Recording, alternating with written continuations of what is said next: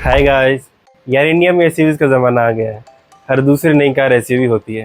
वो चाहे फैमिली हो, कोई यंग प्रोफेशनल हो, सब एक एसयूवी लेने की रेस में लगे हैं।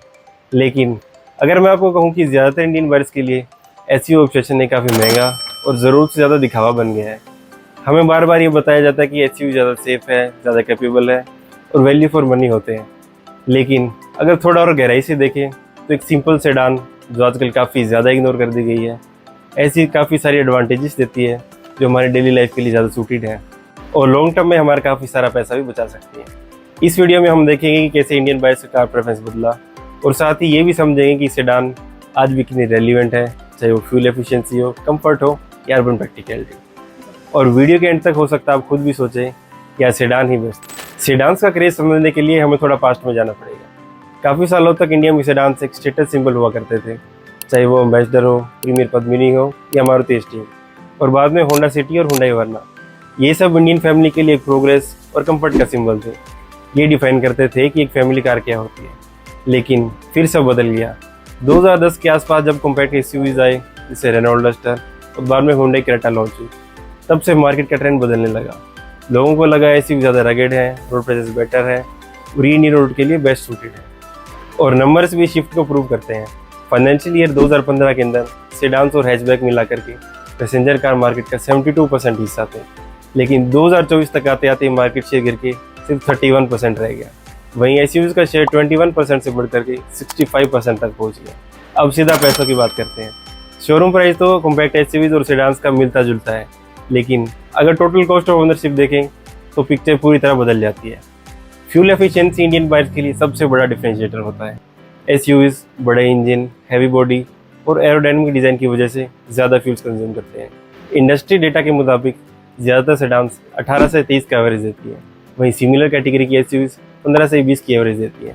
5 साल में अगर आप 20,000 किलोमीटर ईयरली चलाते हो, सिर्फ अगर हम 3 किलोमीटर पर लीटर का डिफरेंस लेके चलें तो 5 साल के अंदर आप 1 से 1.5 लाख की फ्यूल सेविंग कर सकते हैं। एग्जाम्पल लेते हैं मारुति डिजायर, जो क्लेम करता है 24 का एवरेज। वहीं टाटा नेक्सॉन, जो एक कॉम्पैक्ट एसयूवी है, 17-18 की एवरेज देती है। तो डेली चलाने वालों के लिए ज़्यादा नोटिसेबल डिफरेंस नहीं होगा, लेकिन लॉन्ग टर्म में ये काफ़ी बड़ा इंपैक्ट है। जनरली सेडान्स का मेंटेनेंस कॉस्ट भी लो होता है। सर्विसिंग तो ऑलमोस्ट सेम सी होती है, लेकिन एसयूवीज के बड़े और महंगे टायर और कॉम्प्लेक्स सस्पेंशन की वजह से एसयूवीज का ओवरऑल मेंटेनेंस काफ़ी ज़्यादा हो जाता है। एक सेट ऑफ एसयूवी टायर्स आपको सेडान टायर से 30 से 40% तक ज़्यादा पड़ जाते हैं। एसयूवीज का इंश्योरेंस प्रीमियम भी ज़्यादा होता है, तो आपको हर बार एक्स्ट्रा प्रीमियम भी पे करना पड़ता है। कमांडिंग व्यू देना एसयूवीज का प्लस पॉइंट ज़रूर है, लेकिन क्या ये इंडियन रोड्स पे एक्चुअली बेटर परफॉर्म करते हैं? इंडियन सिटीज़ की ट्रैफिक प्रॉब्लम तो हम सब जानते हैं। सेडान्स के छोटे व्हील बेस की वजह से इनका टर्निंग रेडियस कम होता है और इसकी वजह से सेडान्स ट्रैफिक में इजीली घूम जाते हैं। हाईवेज पर सेडान अपना असली दम दिखाते हैं। उनका लो प्रोफाइल और एरोडायनामिक डिज़ाइन हाई स्पीड्स पर बेटर स्टेबिलिटी देता है और बॉडी रोल भी कम होता है और कार ज़मीन से चिपकी हुई महसूस होती है। लॉन्ग ड्राइव्स में ये कंफर्टेबल और रिलैक्सिंग एक्सपीरियंस देते हैं। सेडान्स का एयर रेसिस्टेंस एसयूवीज के कंपैरिजन में 10 से 15% तक कम होता है, जो बेटर स्टेबिलिटी देता है और उसकी वजह से बेटर फ्यूल एफिशिएंसी भी प्रोवाइड करता है। एसयूवीज की सबसे बड़ी चीज़ होती है ग्राउंड क्लियरेंस। एसयूवीज 190 mm से लेकर 210 mm का ग्राउंड क्लियरेंस ऑफर करते हैं, लेकिन मॉडर्न सेडान्स भी पीछे नहीं है। वोक्सवैगन वर्टस और स्कोडा स्लाविया जैसी सेडान्स 179 mm की ग्राउंड क्लियरेंस ऑफर करती है, जो मेजॉरिटी इंडियन स्पीड ब्रेकर्स और पोर्ट व्हीकल्स के लिए इनफ है। अगर आप पॉपुलर कॉम्पैक्ट एसयूवीज देखें तो उनमें भी बहुत ज़्यादा डिफरेंस नहीं होता। किया सेल्टोस 190 mm, टाटा पंच 187 mm, हुंडई क्रेटा 190 mm और हुंडई एक्स्टर 187 mm की ग्राउंड क्लियरेंस ऑफर करते हैं। एसयूवीज में रियर सीट फोल्ड करने के बाद ज़्यादा स्पेस मिलता है, लेकिन सेडान्स का डेडिकेटेड और private boot space daily use के लिए ज़्यादा प्रैक्टिकल होता है। बड़े लोगों और छोटे बच्चों के लिए एसयूवी में चढ़ना और बैठना थोड़ा मुश्किल होता है, वहीं सेडान्स में एंट्री और एग्जिट काफ़ी ईजी होता है। लोगों का मानना है कि बड़ी गाड़ी होगी तो ज़्यादा सेफ होगी, लेकिन ऐसा नहीं है। ग्लोबल एनकैप रेटिंग्स देखें तो स्कोडा स्लाविया और वोक्सवैगन वर्टस दोनों ने ग्लोबल एनकैप टेक्स्ट में 5 स्टार स्कोर किया है। ये टाटा नेक्सॉन और महिंद्रा एक्सयूवी 300 के बराबर है।